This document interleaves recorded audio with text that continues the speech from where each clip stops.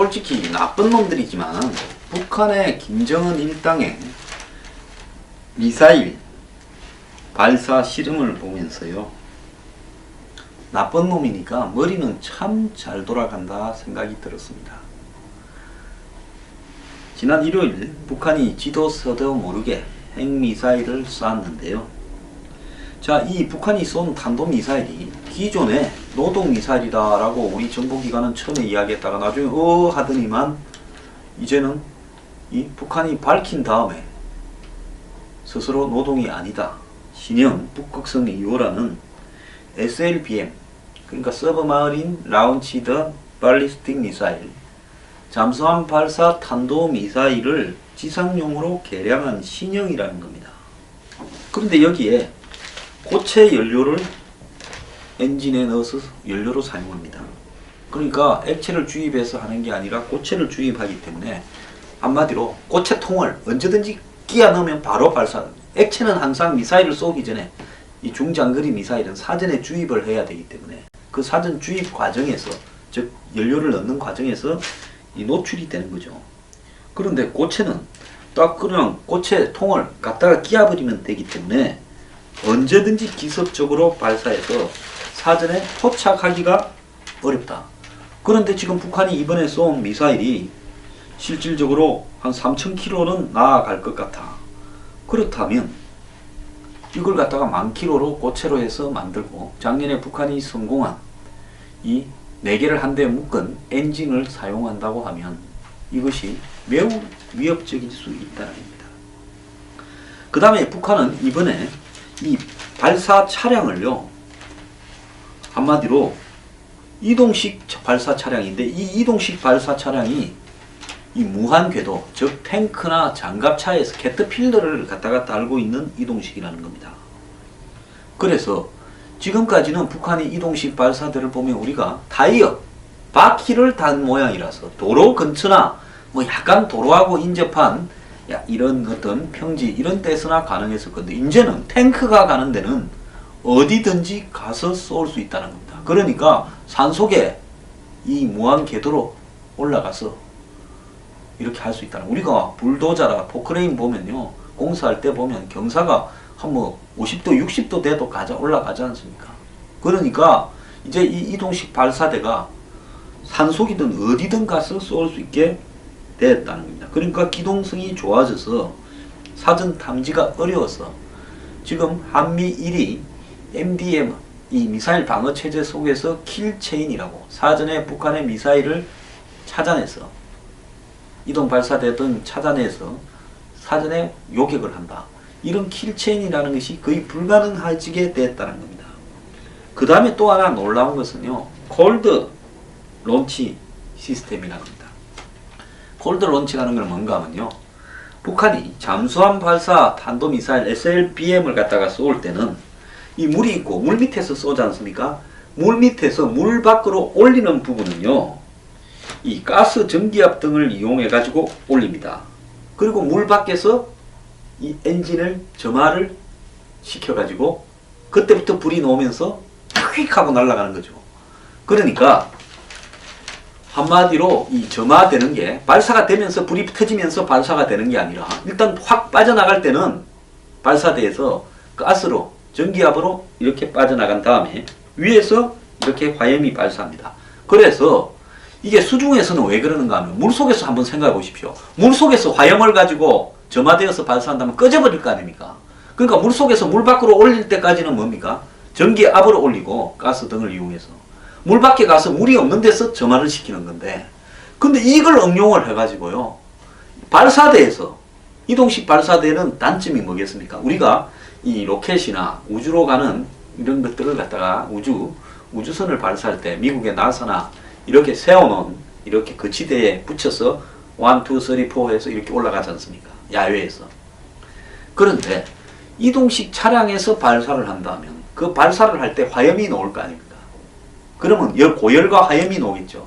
그러면 그 발사대가 어떻게 되겠습니까? 몇 번 쏘고 나면 그 고열과 화염 때문에 녹아버릴 거 아닙니까?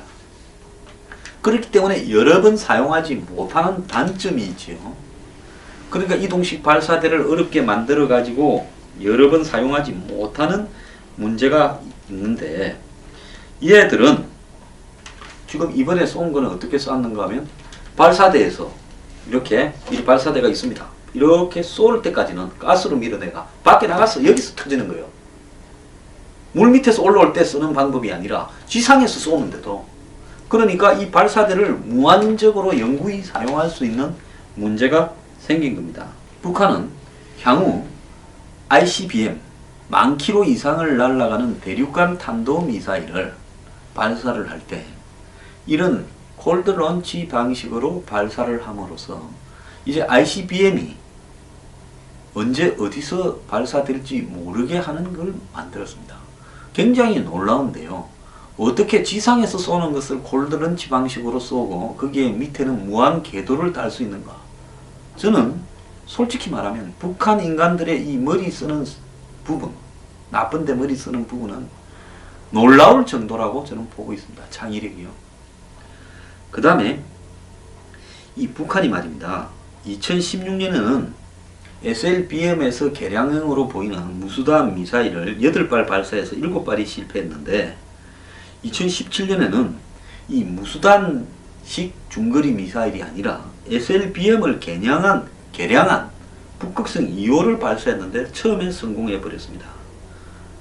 그러니까 이게 무슨 말이겠습니까? 북한이 한 3,000km 안팎을 날아가는 이 무수단 미사일을 SLBM을 개량을 해서 만들었다고 했는데 계속 실패했는데, 이번에는 이것이 성공을 했다는 겁니다. 그 다음에요, 이 북극성 2호의 이번에 중거리 미사일에 IRBM이라고 부르죠. 엔진 한 2-3개를 갖다가 모아가지고 ICBM 엔진으로 쓸 수가 있게 됐고요. 그래서 ICBM은 멀리 가니까 이 우리 우주선처럼 1단으로 엔진이 있고 쐈다가 그 다음에 어느 정도 올라가면 다시 또 출력을 얻기 위해서 2단 엔진이 있고, 이런 식으로 해가지고 미치고 올라가는데, 그 과정에 있어서 이런 이번에 이 고체 연료를 장착한 북극성 2호에 달린 엔진을 갖다가 몇 개를 묶어서 1단, 2단 해서 이렇게 하게 되면 굉장히 이 기술이 더 정교해지게 생겼다. 북한이 미국이 주장하는 이 MD 미사일 방어에 의한 요격 기능을 사전에 회피하는, 즉 탐지 시간을 매우 짧게 만들어서 탐지 가능 시간을 북한이 사전에 요격 당하기가 또 레이더에 포착되기가 어렵도록 만들었다는 것이 이번에 북한의 이 능력이라고 봅니다. 또 더 나아가서요, 이렇게 고각으로 발사를 해서 쏘면 높이만, 쏘는 각도만 조절하면 오키나와 괌, 이번에 이 북극성 2호만으로도요, 성주, 사드 기지 등 어느 곳이든 마음 놓고 북한이 힘 조절을 해서 쏴서 떨어뜨릴 수 있다는 겁니다. 적어도 이번 발사만으로 보자면 비스듬하게 쐈으면 3,000km 날아갔을 거고, 그 다음에 수직으로 쐈기 때문에 550km 올라가서 500km 날아갔습니다. 그러니까 지금 일본 전역, 그리고 오키나와 괌 미군기지, 한국 전역을 북한이 수직으로 쏴서 수직으로 낙하하는 이런 어떤 이 방식으로 기존의 페이트리엇이라든지 한국의 이 미사일 요격 시스템을 다 무력화시켜버렸다. 그리고요, 마하 10으로 떨어지는데 만약에 괌이나 오키나와는 좀 나을 수 있습니다. 왜냐하면 거리가 멀기 때문에 지금처럼 이렇게 쏘면 500km밖에 못 가니까 비스듬하게 쏠 거 아닙니까? 그렇기 때문에 떨어지는 각도도 비스듬할 거고, 낙하 속도도 좀 마하 10은 안 되고 한 7, 8쯤 돼서 요격이 가능할지는 모르겠는데요. 한국은 거의 수직으로 내려오는 마하 10 속도로 내려오는 이 북한의 미사일을 페이트리엇으로 요격하기는 불가능하다. 그렇다면 사드밖에 없다라는 이야기가 나오는 겁니다.